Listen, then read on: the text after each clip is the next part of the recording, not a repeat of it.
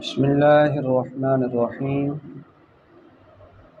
الحمد للہ رب العالمین والصلاة والسلام علی سید المرسلین وعلی آلہ واصحابہ اجمعین اما بعد۔ عزیز طلباء کرام، ہم نے سراجی کے گزشتہ سبق میں ذوی الارحام کی صنف ثالث کا بیان پڑھا۔ اس سبق میں ہم ذوی الارحام کی چوتھی صنف جو کہ آخری صنف ہے اس کا بیان پڑھیں گے۔ فرمایا فصل فی الصنف الرابع، یہ فصل صنف رابع کے بیان میں ہے۔ صنف رابع میں وہ حضرات شامل ہوتے ہیں جو میت کے جدین یا جدتین کی طرف منسوب ہوتے ہیں، مثلا پھوپھیاں ہیں، چاہے وہ حقیقی ہوں، اللاتی ہوں یا اخیافی ہوں۔ چچائے ہیں، لیکن چچے سارے نہیں، صرف اخیافی چچے ذوی الارحام میں شامل ہیں۔ ماموں ہیں، حقیقی ہوں، اللاتی ہوں یا اخیافی، اور خالائیں ہیں، حقیقی ہوں، اللاتی ہوں یا اخیافی۔ تو یہ چوتھی صنف کے افراد ہیں۔ اب ان کے احکام کیا ہیں؟ فرمایا الحکم فیہم انہ اذا انفرد واحد منہم استحق المال کلہ لعدم المزاحم۔ چوتھی صنف کا حکم یہ ہے کہ جب ان میں سے کوئی ایک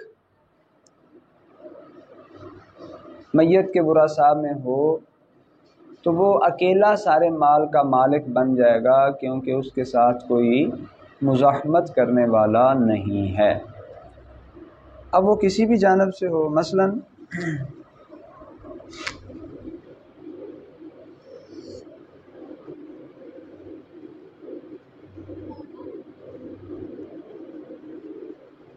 بندہ فوت ہوا اور اس نے اپنے ورثاء کے اندر ایک اخیافی چچے کو چھوڑا، اب اس کے ساتھ اور کوئی وارث تو ہے نہیں، تو سارا مال اسی کو مل جائے گا۔ اگر اس کی جگہ صرف حقیقی بہن وہ ہوتی، حقیقی پھوپھی، سارا مال اسے مل جانا، یا ہو اللاتی پھر بھی، یا ہو اخیافی پھر بھی، اور پھوپھی کی جگہ اگر خالہ ہو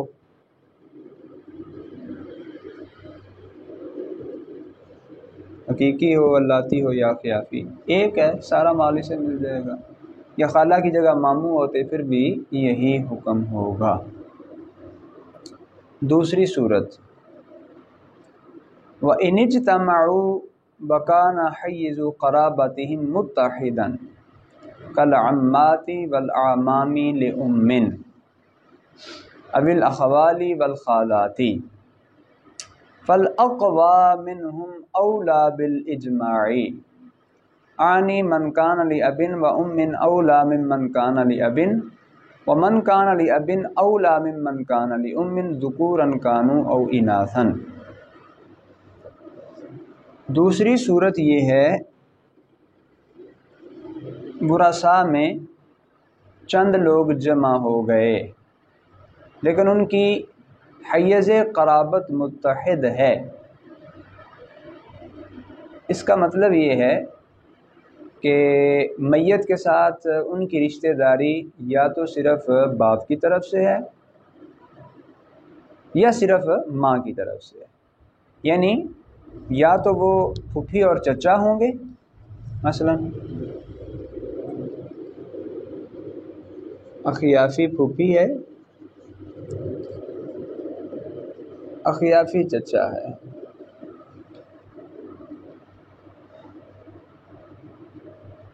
یا پھر کیا ہوگا، خالہ اور ماموں ہیں۔ تو خالہ اور ماموں کی قرابت ماں کی جانب سے، چچا اور پھوپھی کی قرابت باپ کی جانب سے۔ اب قرابت متحد ہے لیکن ایک سے زیادہ لوگ جمع ہیں. اب حکم کیا ہوگا؟ فَالْأَقْوَى مِنْهُمْ أَوْلَى بِالْإِجْمَاعِ، تو ان میں سے جو قرابت میں زیادہ قوی ہوگا بالاجماع وہی وراثت کا حقدار. فرض کریں یہاں چچا خیافی ہے اور حقیقی اللاتی چچا وہ ویسے ذوی ارحام میں سے نہیں، وہ اسباط میں سے ہوتے ہیں. تو خیافی چچے کے ساتھ اگر آ جاتی ہے حقیقی پھپھی، کیا آ جاتی ہے؟ حقیقی پھپھی یا اللاتی پھپھی، تو کیا ہوگا؟ یہ وراثت کی حقدار ہوگی، اس کو کچھ نہیں ملے گا. اجماع اسی پر ہے. تو جس کی قرابت قوی ہوگی وہ حقدار بن جائے گا دوسرے کی نسبت.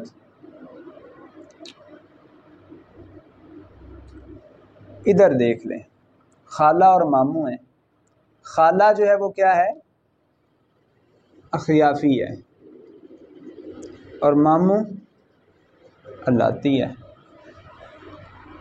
اب قوت قرابت ماموں کو حاصل ہے، لہذا یہ وارث بن جائے گا، اس کو کچھ نہیں ملے گا. تو اقوا جو ہے بالاجماع اولا ہوگا، یعنی جو حقیقی ہو وہ اللاتی کی نسبت اولا ہوگا، جو اللاتی ہو وہ اخیافی کی نسبت، چاہے مرد ہے چاہے عورت. اب ادھر عورت جو ہے حقیقی ہے، ادھر اگرچہ مرد ہے لیکن یہ حقدار ہو، اور ادھر مرد جو ہے وہ اللاتی ہے، عورت اخیافی ہے، لیکن قوت قرابت اللاتی کو حاصل ہے، تو اسے مل جائے گا، اسے کچھ بھی نہیں ملے گا. آگے تیسری صورت بیان فرمائی، وَإِن كَانُوا ذُكُورًا وَإِنَاثًا وَاسْتَوَتْ قَرَابَتُهُمْ فَلِلذَّكَرِ مِثْلُ حَظِّ الْأُنثَيَيْنِ كَعَمٍّ وَعَمَّةٍ كِلَاهُمَا لِأُمٍّ أَوْ خَالٍ وَخَالَةٍ كِلَاهُمَا لِأَبٍ وَأُمٍّ أَوْ لِأَبٍ أَوْ لِأُمٍّ.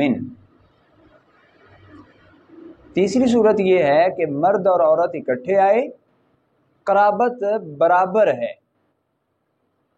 قرابت میں برابر ہیں، قوت و ضعف کا کوئی فرق نہیں ہے.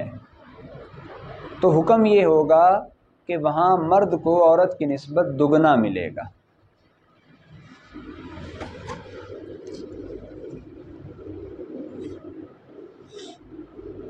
مثلا اخیافی پھوپھی ساتھ اخیافی چچا ہے،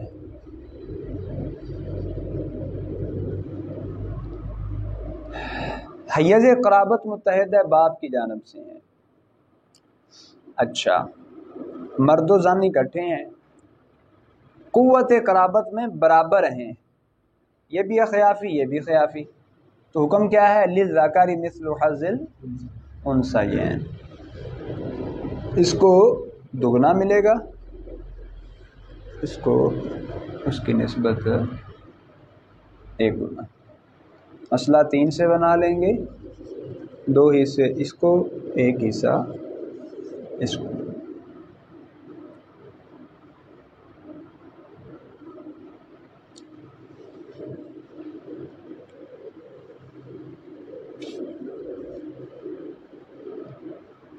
یہی صورتحال خالہ اور ماموں کی ہے.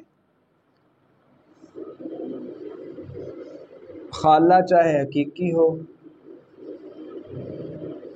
ماموں حقیقی، دونوں حقیقی ہیں، تو للذکر مثل حظ الانثیین کے ساتھ 2 حصے ماموں کو، 1 حصہ خالہ کو. دونوں اللاتی ہیں پھر بھی یہی حکم، دونوں اخیافی ہیں پھر بھی یہی حکم ہوگا کہ 2 حصے کسے مل جائیں گے؟ مرد کو، 1 حصہ عورت کو، اور 3 مخرج بنے گا.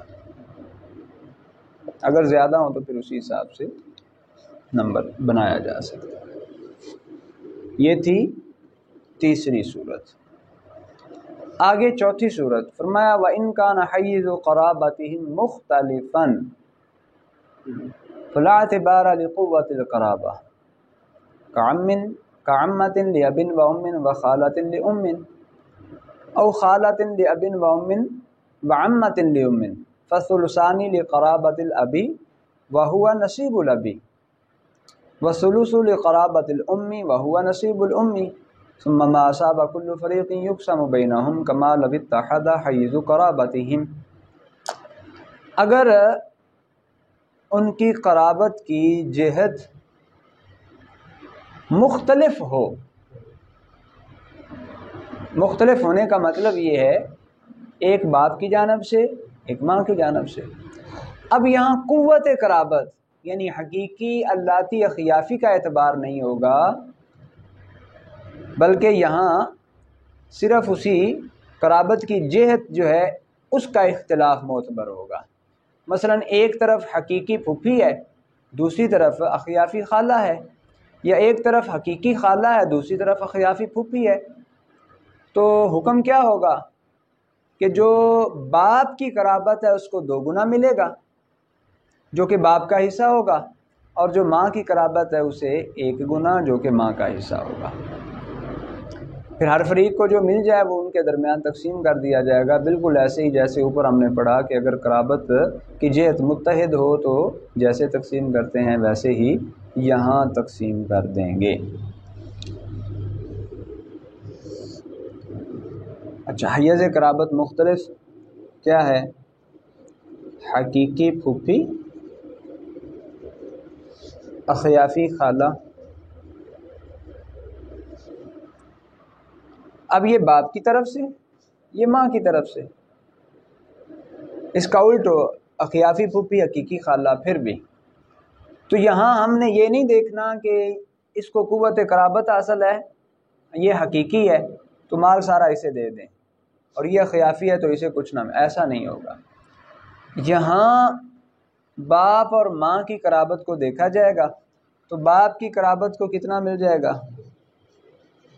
اور ماں کی قرابت کو مسئلہ 3 سے 2 حصے اسے 1 حصہ اسے مل،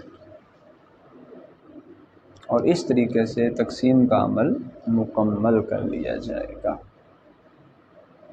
جی الحمدللہ ہم نے ذوی الارحام کی 4تھی صنف کے احکام اور مسائل کو مکمل کیا۔